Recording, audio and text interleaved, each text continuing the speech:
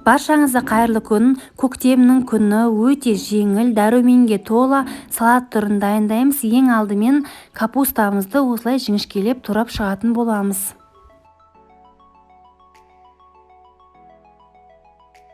Қиярымыздың екі шетін алып тастаймыз, және де оны да алдымен дөңгелектеп, сонан соң соломка етіп турап шығамыз.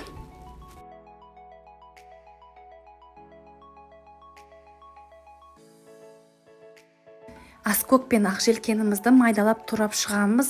Бұл жерде кинза қоссаңыздар да болады. Барлығын кеңірек ыдысымызға саламыз. Және де жарты банка жүгерімізді қосып, үстінен тұздан және де қарабұрыштан себеміз.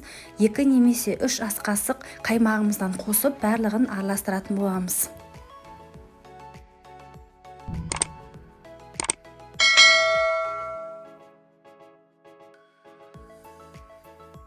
Дәруменге бай өте дәмді салатымыз дайын болды. Міндетті түрде жасап көріңіздер. Менің каналымда бұдан да басқа түрлі салаттардың рецепттері бар.